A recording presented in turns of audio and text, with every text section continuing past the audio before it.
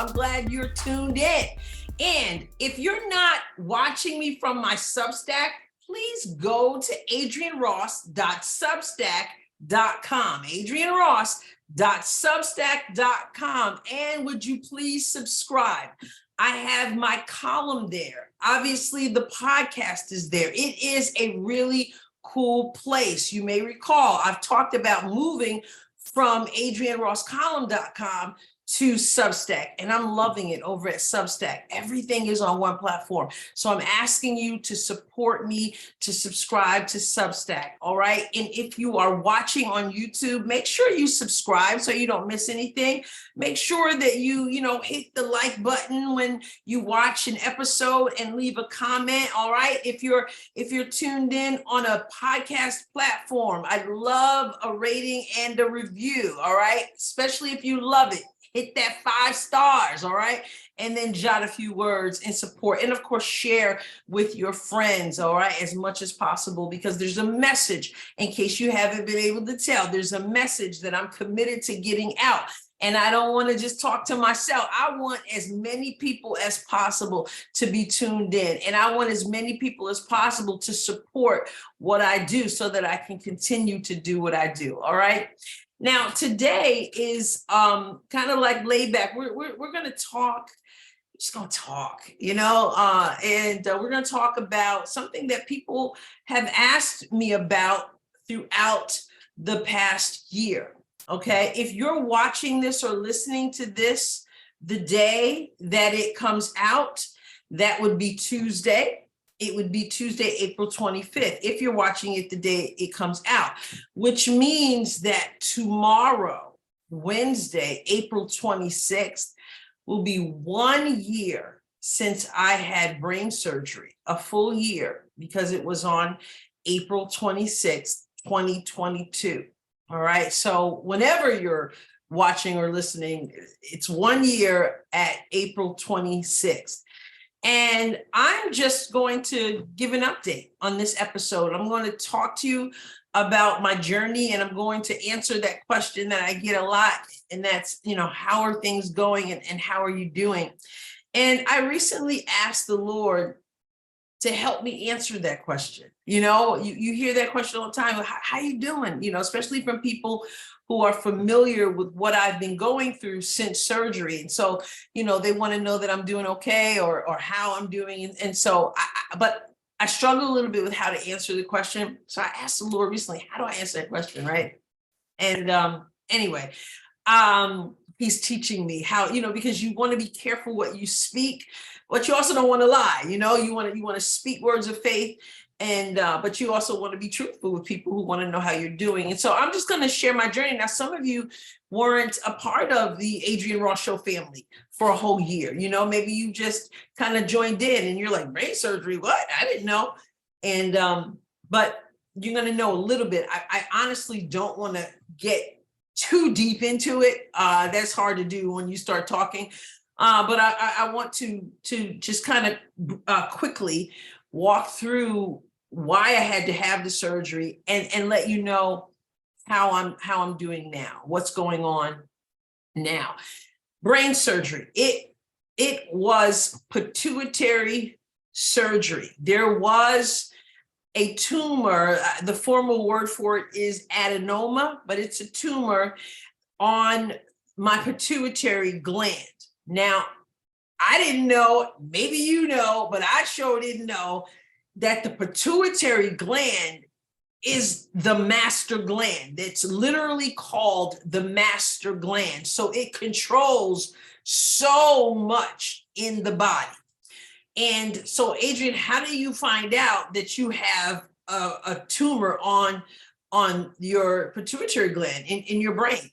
Well, it's interesting because I started having just weird stuff happen. Actually, I backtrack. I actually started having issues that seemed unrelated to anything to do with my brain. I originally, I hope this isn't too graphic for you, but I originally had an issue with, I ended up having blood in my urine. And I'm like, what in the world is that? And so I went to the doctor concerning that. I went to the urologist concerning that. I found out at that time that there was a kidney stone. And so actually in April of 2021, I had a lithotripsy surgery to blast the kidney stone because it's of a size that it would not be able to pass. That would be a horror story, right? And so I went through a lithotripsy, and that was just about a year before the brain surgery. And unfortunately, I've recently discovered that I have to do it again because it didn't do what it was supposed to do. It's supposed to blast it to powder, and then it's supposed to pass naturally, so fine that you wouldn't even know it. But apparently mine is collected again. And whereas before they thought the way it is and where it is, it could probably stay there forever.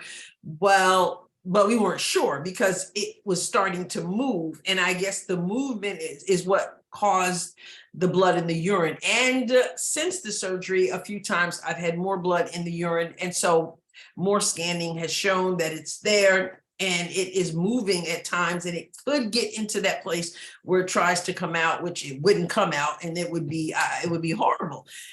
So the doctor is waiting for me to give him a date so that he could blast it again. Anyway, I said all that to say, if I'm remembering correctly, that's where it started, where scanning started to be done.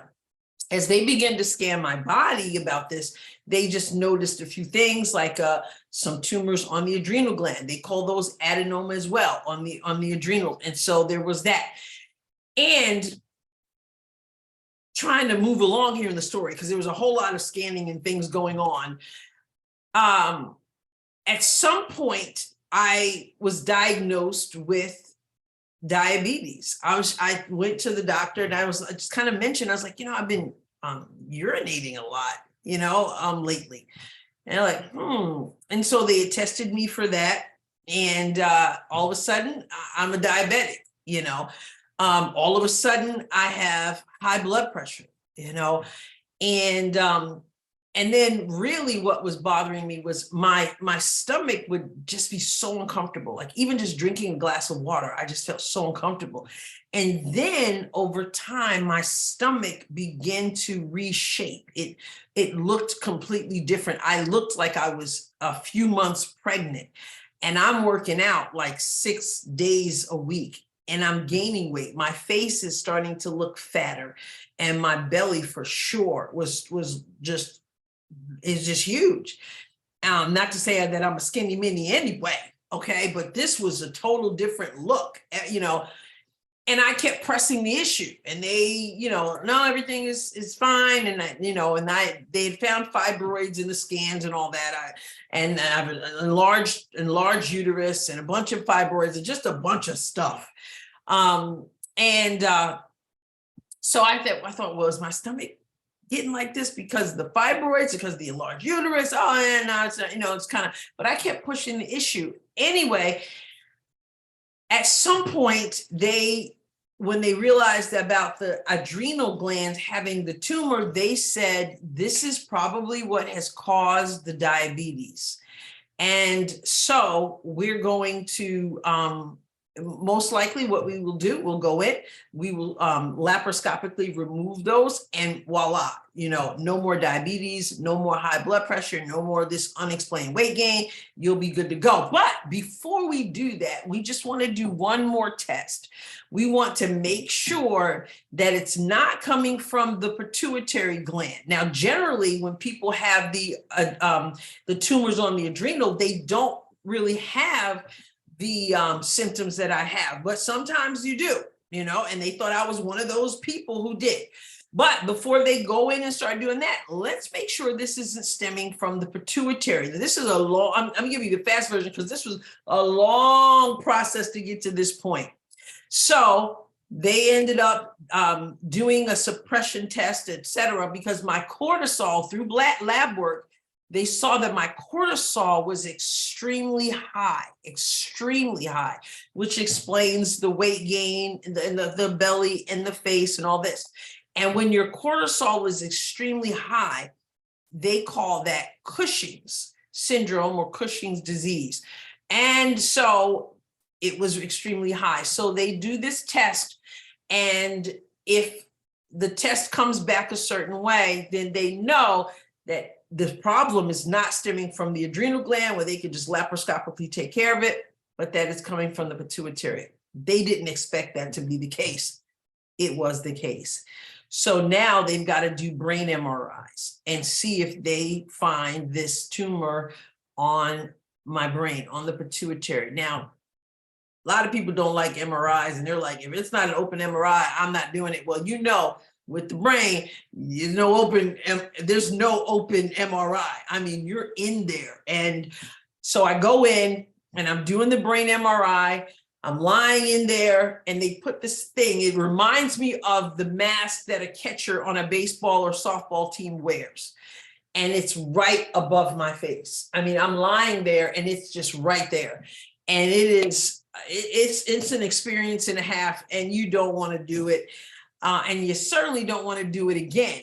But come to find out that the hospital didn't catch all of what was ordered in the order for the brain MRI. I'm smiling now, but I wasn't smiling when I got the call. So I think the first one was on a Tuesday. They couldn't do it the very next day. But on Thursday, they're telling me, you got to come back on Thursday and do this again. And I'm thinking, you have got to be out of your mind. I got to go through that again. Oh my goodness. I didn't want to go through it again. Had to go through it again, praying about it. Other people are praying about it. And I tell you, God is so good, because when I went in there for the second MRI with that same thing right there, and it's a long time, okay? But the Lord is so good. Because I was in the midst of this MRI, and believe it or not, there was such a peace over me that, in fact, the second MRI, when it ended, I was almost disappointed that it ended, because God had put such a peace on me.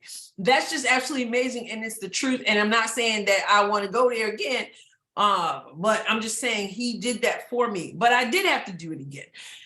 Because when we realized through the brain surgery that indeed the tumor was there, and indeed it would need to be removed for me to be, function normally, or as normal. I don't know if you think I'm normal, but for me to function properly, it would have to be removed. I would actually have to have brain surgery.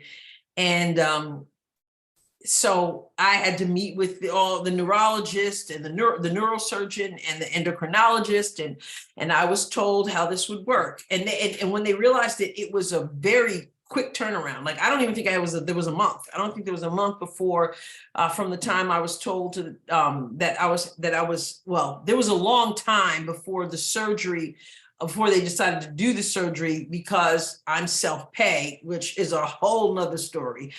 You can imagine from brain surgery what that would cost. And so they weren't going to do it because they don't take self-pay people.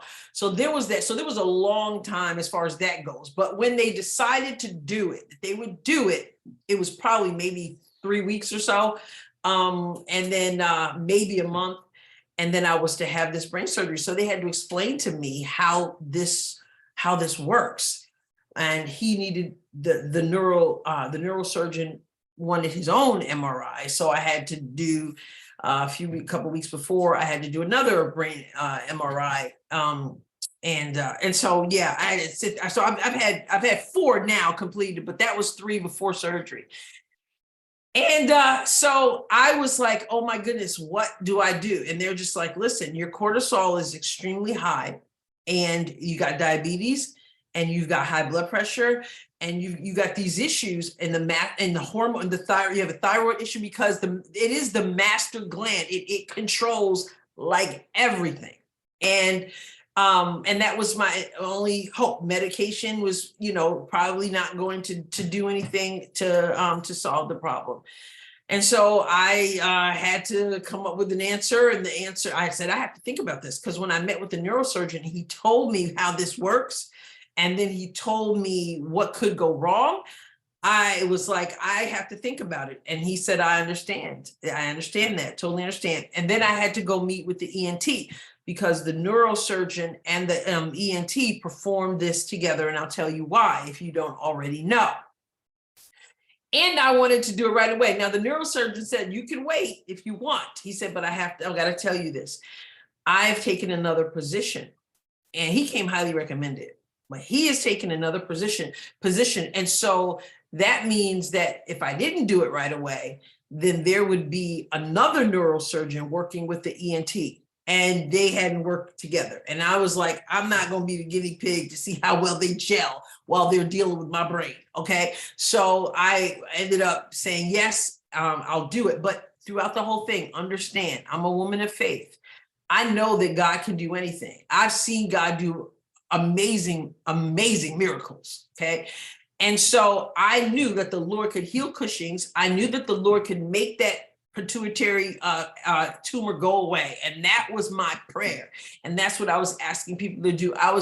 I wanted a miracle. I mean, I was believing in miracles. So when I finally, which was probably maybe a week, a few days, before I shared it publicly, there were obviously some people I know in my inner circle and in my church who knew, but as far as public like that, it was right close to surgery. And I said, I'm scheduled for, and I kept using that wording because, again, language is very important. And I was believing God. I said, I will not stop believing until they're in the brain. I mean, obviously I was going to be out, but until they roll me in there, whatever, I just simply was going to believe. And I remember asking them right before the surgery, are you going to do another MRI before the surgery? Well, it would be very rare that anything, I said, well, I'm talking about a miracle, So anyway, the Lord didn't do it the way I would have preferred. So they explained to me, like I said, I wasn't looking forward to this because of the way that it was explained to me. So let me give you a little bit of background. I'm taking much longer than I thought. The pituitary gland, okay? The pituitary, let me just read to you about the pituitary gland. The pituitary gland is no larger than a pea, the vegetable pea, and it is located at the base of the brain. The gland is attached to the hypothalamus, okay, which is a part of the brain that affects the pituitary gland. And it's attached to the hypothalamus by nerve fibers and blood vessels, okay? And there are various symptoms when it's not right. And some of them are like anxiety or depression, which I didn't experience, but diabetes. There was hair loss. There can be hair loss. I didn't experience that. High blood pressure, I did. And there are a number of other ones. You can look them up. But there's the face changes, and some people gain weight and they get it in their back area, etc. But the diabetes, the high blood pressure for sure, so it is again at the base of the brain. So look at the picture here. If those of you who are watching, you can look at the picture, but the pituitary gland is located at the base of the brain behind the bridge of the nose, okay? And it is about 1/2 inch in diameter. The pituitary gland rests within a hollowed out area of the sphenoid, if I'm pronouncing that right, bone. So you just see the picture there of where it is located, and it is a tiny something, but it's the master gland. It reminds me when the Bible talks about the tongue being a tiny member, but it controls so much, right? Or how a ship is directed, navigated through the, what would be considered a small member.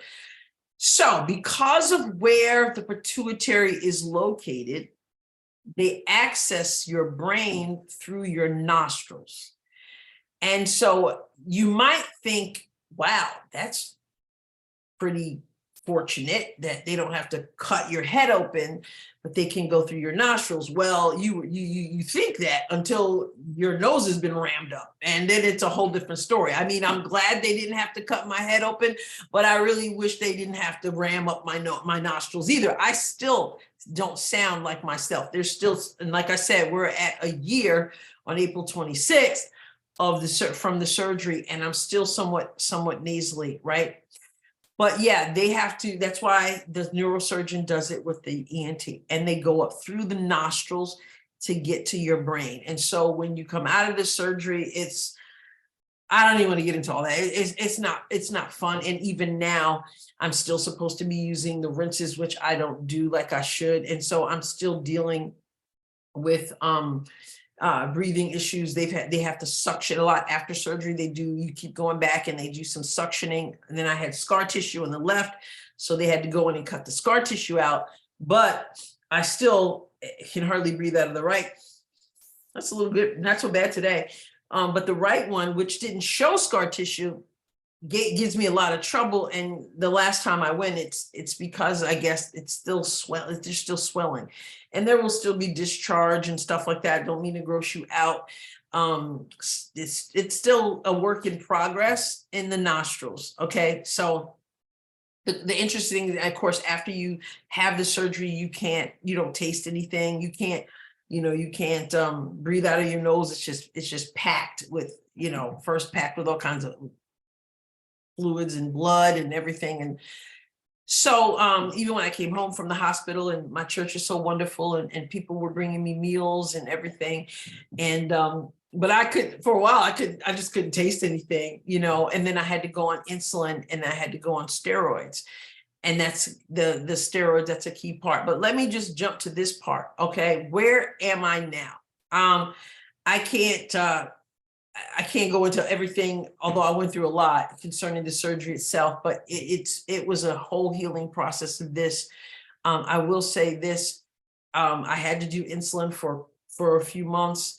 But the insulin, I'm not on insulin anymore. I'm not on medication for diabetes anymore. I still take my, test my sugar, prick myself before every meal, just because I got in the habit of doing it, and I'm going to be transferring back to the endocrinologist where I live, rather than up in St. Louis. And I want to have all those numbers written out when I get there before I just want to keep doing it, just to keep track of it for now, until I transfer doctors completely. But the blood pressure, I've been having some trouble recently with my blood pressure, but I'm not sure it's related to this at all. And so I'm not on any medication concerning blood pressure for either. So praise God for that. One cool thing too is I shared on social media the weird thing. I'm a huge peanut butter lover. Like, I could eat a big old jar of peanut butter in a week. I mean, I don't have to have it on anything. I'm just eating it. But after surgery, when I got my taste back even, I have not been able to eat peanut butter straight. I have not been able to put it on bread and just eat it. The only way I could eat it is if I had like a peanut butter dessert, like a peanut butter brownie or peanut butter cookie, or I drink shakes, protein shakes, usually just about every day, and I can put peanut butter in there. But just to straight up eat peanut butter and put it on bread, it was absolutely disgusting. To smell it, absolutely disgusting. I just noticed the nerves are still coming alive. So I'll get sharp pains in my nostrils and in my, just weird sharp pains that'll just come in my nose, and under my palate here was numb. After surgery, my teeth were numb as well. And the right side unfroze faster than the left. The left on the top of my palate is starting, I can do that now. I can still feel it. Sometimes if I just rub it, I'll start sneezing because of the nerves. But they're coming alive. And so I still am they're not fully alive on the left side. Anyway, so I'm assuming it's because of all the nerve stuff that the peanut butter tasted absolutely nasty. I mean, and I love peanut butter. And I'm like, what in the world? So I just noticed in the last few days that when I put it in my shake and I licked the spoon, I noticed, oh, that doesn't taste so bad. That was a while ago, actually, a few weeks ago, maybe. And then over time, and then in the last few days, it almost is starting to taste pretty good again. So I'm guessing all of that is just coming alive. But when I smell it, it smells like garbage. It smells absolutely horrible. So I don't know if it's a good sign that I'm starting to enjoy the peanut butter again, because I don't know that it's so good for my waistline, because I'm telling you, I can get down on some peanut butter. But yeah, that's a weird kind of thing, right? Okay.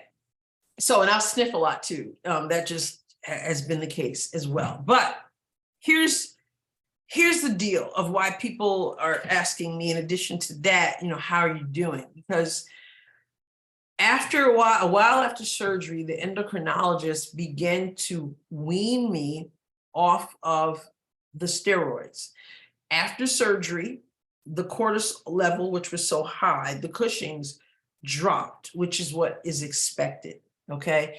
It drops, and you have to take steroids because it's so low, and you can't live without cortisol, which is a part of the pituitary. The pituitary controls all this. But the pituitary, after having a tumor on it for so long, in fact, the tumor caused the tumor caused my pituitary to shift to it was bent, it was tilted is the right word, And but I'm very grateful that the tumor was not resting on the optic nerve, because that was one of the things they told me could happen. A lot of things could happen. Spinal leak could happen, which I think I had a little of, but not a big deal. And you could go blind to surgery because of where they are and all that. So you can see why I didn't just jump in. Oh yeah, go up into my nostrils. But I knew I had to do it. And unless God miraculously moved it, I knew that that was the case. So any case, so when she began to wean me from the steroids, the doctor, which she should have, I believe, tested my cortisol before the weaning. Now, they did a lot of lab work day after day, like every other day for the first week. And I got home after surgery. I had to go to the hospital and do more lab work because it's a very touchy thing. And I don't know all the medical stuff about it, but there's certain things that you have to monitor because it's not cool. I had to make sure that I had my insulin all the time. I had to make sure that I had some candy all the time, so that with the insulin and everything, that it wouldn't drop too low. And so it was a whole different way of life and things like that they tell me I'm supposed to have. But the pituitary may take a while to wake up, or it may never wake up. And the cortisol, therefore, was extremely, extremely low. And the last time I had lab work, it was still extremely low. But the doctor, endocrinologist, began to wean me off the steroids anyway. I'm not sure why. Before she tested the cortisol, actually, to make sure I was ready. I was told that part of the side effects of that would be could be joint pain. And but I was given a schedule of the weaning, and I wanted off. I hate medication. I wanted off of this medication, off the steroids. And so I weaned every week, and she had told me that if you start to feel pain, then you could go back up, or you could slow it down, or however you do it. And it's all about how much you can tolerate. And at first I didn't have any problems at all. And then maybe 2 weeks into the weaning, I started feeling some pain. It's like I started feel really weird, kind of feel a little bit of pain. And then it slammed me. When I say slammed me, it slammed me, and it got progressively worse. And I could hardly walk. I couldn't hardly get up, and my bed was high. I could hardly get in my bed. My good friend Christy King, she actually made me a stool so that I could get on it and get on my bed. Going up and down stairs, it's like one at a time. I mean, I literally could barely walk. I've never experienced anything like it, and it was just my body, I guess, was inflamed. And it was horrible. And I would cry. I couldn't, you haven't really, I mean, maybe you've been there. I hope you haven't. I hope you never will. But when a couple times I had to be pulled out of my tub, and, I'm a very private person, but I wouldn't be able to get out. So I had to stop taking baths and buy a shower chair and just take shower, just take showers. Because I couldn't, my arm was so, my body was so inflamed and my muscles were so tight that I could hardly move my arms properly. So like, for example, my arm could only go, if you could see it, it could only go right here. That was as far back as it would go. Man, it still hurts right here. And I still have swelling and stuff. I'll spare you showing it to you, but, and then my fingers, my wrists, everything was very, very painful, still painful, but it was even worse. And so I had to get to a point where it was like people couldn't shake my hand, or people didn't want people to touch me. Like my pastor actually even told the church, don't, please don't touch her, because just the touching me, how people pat, I didn't realize how much people pat you, but pat me and touch and shake my hand, and it just was just extremely painful. And so I was talking to the endocrinologist, what can we do? Long story, semi-short, really nothing. But then it got so bad that the endocrinologist said to me, Adrienne, I don't think this is from the pituitary stuff. I don't think this is I think you got another problem. This is not because the cortisol is low, necessarily. So she said, I think perhaps you have an autoimmune disease. And I'm like, I'm not receiving that. I don't believe that. And she just said, your pain is so extreme. It's so intense that I just think it's something else. And I'm like, well, why would it show up now? And then she said, well, because cortisol is a natural anti-inflammatory. And so when your cortisol is so high, you could have another issue, but you would not know it because it's an anti-inflammatory. And now that it's low, then now you realize that you have another issue. Anyway, I wasn't receiving that, but she told me to go to my primary doctor, which I did. And the primary doctor did some testing, and some of it came back positive, really, really high rates of whatever technical terms they are, showing various inflammation, et cetera. So but I was negative with like rheumatoid arthritis and things like that. So she sent me to the rheumatologist, and the rheumatologist did a whole workup of every autoimmune disease you could possibly discover. And although that other number was two numbers were really high, it wasn't for autoimmune, they were for, I think something like, one thing's called like a SED rate, whatever it was, I was told that it shows that at some point my body had attacked itself, but every one of the autoimmune tests came back negative, which is a wonderful thing, sounds wonderful, but at the same time left me with no answers except to be in pain. And then I started physical therapy, et cetera. As you can see now, I can put my arm way back here. I couldn't even go back that far not that long ago. And I'm back to being able to get in the tub. I can't get up out of the tub without thinking about it. I have to actually think about how to do this. Like it's not just natural. I have to actually think and prepare for it and do that. But I can do that, and I've been doing that. But anyway, thankful for the negatives on the autoimmune. I'm praising God for that. So we're back to assuming that it's from the weaning. Now we had to stop weaning because the pain was so intense and the cortisol was so low. And then we did it again, and almost 3 months later, the cortisol was still very low. So we had to stop the weaning. So I'm half of what I was taking at the max.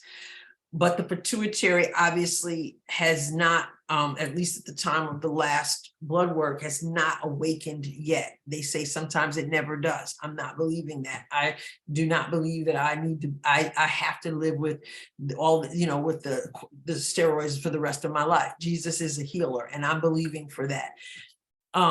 So I wanted to give this update too, because I sometimes people come online and they'll just say, oh my goodness, you look amazing. in terms of somebody who just had brain surgery, like you, I'm so glad that you're better. And so because they're not with me, a lot of them, they just see what they see, and they're just like, you're just doing so well. And I thank God for how I am doing, but I wanted to give, so when I share with them that, what is going on, for those who only see me online, they're like, man, we would never know. And but yeah, it is a continued, it's just a continued situation. And people will ask me, people who know me, people who see me at church, etc., they'll say, are you, because they knew what I was going through, they saw, and they'll say, how are you getting better? And the thing with this is, I can walk upstairs, some days are better than others. But I can just walk up the stairs or walk down the stairs. I'm not without pain. In fact, I said, I just want to know what it is not to be in pain. I don't remember what it was to not be in pain. I don't remember what that's like. And that's a horrible, horrible thing. But I can move like I wasn't able to move before. There's improvement, and so sometimes it's just like, people are like, oh, is it progressively better? And with this, it hasn't seemed like progressively better. It could be good on a Monday, and then I could be in a lot of pain on Tuesday. And so it's not so much like progressively better. It's just sort of like, it depends on the day. But when I look back at where I was, I can do things now that I could not do a few months ago. Okay. And so I'm thankful for that, and I can go, like I said, go up and down stairs, not one step, stop, another step, stop. I can, like I said, take the shower. I still use the shower chair, but it's more out of habit now than anything. I could get in there. Like I said, I can get myself out of the tub. I have to think about it. I still have pain in my hands, and there are some knots that have developed, and there's swelling, and inflammation in my body. And I don't remember what it is to be pain-free, but I will get back there. And so that's where I am. And so, I'm thankful for people who are like, wow, you look like, just doing so wonderful. And I'm so grateful for the goodness of God. But I'm not where I want to be yet. Where I want to be is not to experience pain, not to, to be able to run again. I say that all the time. I'm going to be able to run again. And I'm not there yet. And hurts to walk sometimes. And coming from a sitting to standing is usually the most difficult. And that's so weird, right? You have brain surgery. And then as a result of that, you've got inflammation and pain throughout all the joints. It's the joints throughout your entire body. And so one of the things the rheumatologist told me was that it could be a result of like shock. Sometimes when you have like a major surgery like that, it just throws your body into shock. And that could be it. But the cortisol obviously plays a role in that. And so right now I'm still on the steroids, and I'm on a painkiller. I hate medication, but I'm also on a painkiller, which you go, well, why am I doing that since I'm still in pain? Sometimes I test it and see how I do without it, and then I started doing turmeric. If you're familiar with turmeric, it's anti-inflammatory. It helps. It doesn't take away the pain. But when I don't take it, a lot of times, if I try to test it out and I don't take it, sometimes I experience that. I want to know what it is to not be in pain. And I want to know what it is not to be in pain without any medication. And so I speak by faith. I speak to this pituitary, and I tell it to wake up, and the cortisol to be normal, and whatever is contributing to the pain. I mean, we think we figured it out, but I tell this body to be healed. This body is the temple of the Lord. And so I expect it to be well, So that's an update of where I am. On November 8th, it was a little more than 6 months past surgery, and I had to go back 6 months for them to do another brain MRI. That was the fourth one that I mentioned. And the neurosurgeon, I have a new one now, because that one, like I said, was taking another position. And that neurosurgeon said that the MRI showed something on the pituitary, but he called it post-operative changes. And he didn't think that it was like regrowth, because there's a certain percentage where the tumor grows back and they have to do another surgery, God forbid. And I mean that. But he did see something, but he said, I think it's post-operative changes, because really it would be too soon for it to grow back. And so he considers, I was told, when I followed up even after that, when I heard that it was, that it's in remission, that Cushing's is in remission, because even no matter what he sees on that image, the biology says, if I'm using the right word that he used, says that I'm in remission, meaning the cortisol is extremely low. If I still had that, it would be high. It's low, and we needed to go higher, but it's not, this high level. And the sugar, the glucose numbers suggest that it's quote unquote remission, etc. So he's fine to see me. Said he was fine to see me in another year after I had seen him on November 8th. So that's where we are now. And I just try to keep on top of everything. Like I said, continuing to take sugar, etc. And right now, wanting to be free of the pain. And so I ask for your prayers, because it needs to go. I got too much to do, too much to do, too much the Lord has called me to do. And I want to be able to function. To function without pain, and to travel if I have to. I was recently in New York City. My good friend Jenny Ferguson, it's the first time that I flew after the surgery, which was interesting too, because I had to call the neurosurgeon and ask the ENT, and ask if I needed to be aware of anything. And so how the pressure would affect all this stuff that's still going on in my nostrils and stuff. And so they told me what I needed to do as far as that goes, but I wanted my friend there with me, as I had to travel finally to go see my Aunt Alma, whom I hadn't seen for almost a year. I went to see her before surgery without telling her about surgery. So don't say anything if you know Auntie. I didn't want her to be worried about that. So she never knew, still doesn't know. And then my friend Jenny came with me, so that I didn't have to travel alone and try to navigate everything with the pain and stuff. So, but yeah, we're headed in the right direction, I believe. Pray that this pituitary wakes up, pray that the cortisol is what it's supposed to be. And I know soon when I get transferred over to this back to the original endocrinologist here, he's going to do more blood work, as I'm off that thyroid. They have me on this thyroid medication. Also, I'm off of that. So he's going to recheck that and other things, I'm sure. All right. And you know what's interesting though? I was told that doctors told me that I think it's 10% maybe of people, you can look it up yourself. I don't quote me on that for sure, but there's quite a percentage of people who have Cushing's and don't know it.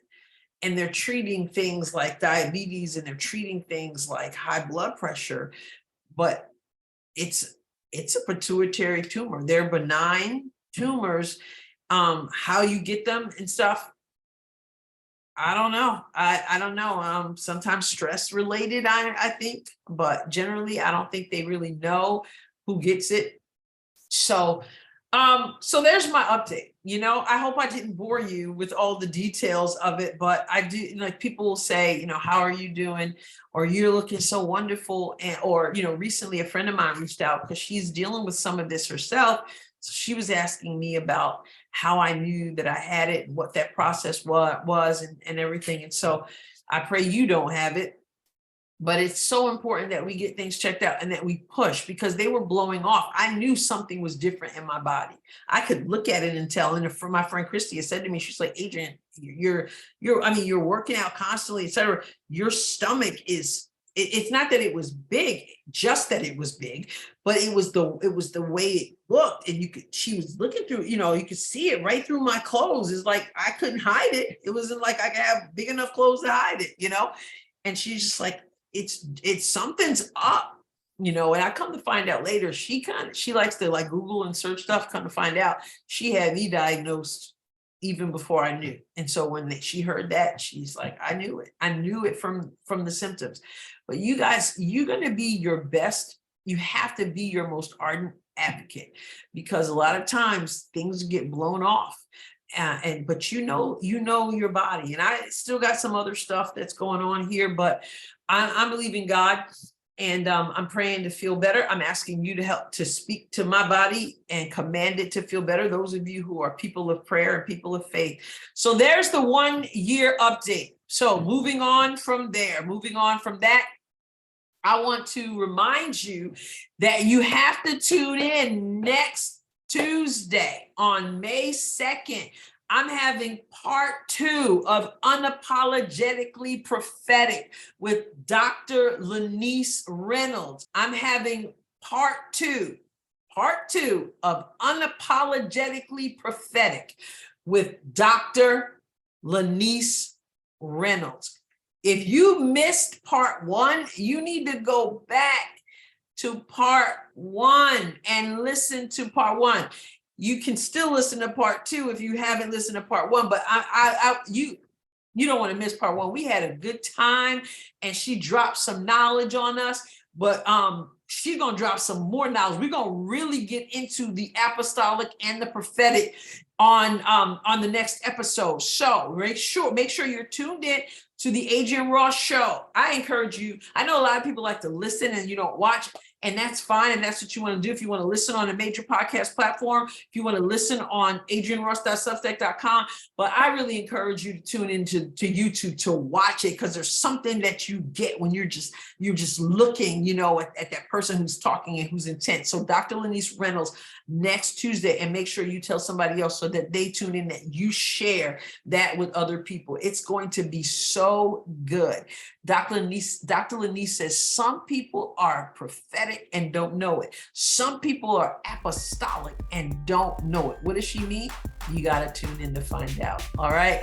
So thank you for tuning in to this interesting, I hope, episode of the Adrienne Ross Show. And make sure you go to the bmgnetwork.com and check out the other podcasters there. We are engaging, enlightening, informative, and even entertaining. So go there. Remember, a rating and a review on a major podcast platform. All right. God bless you abundantly. Until next time.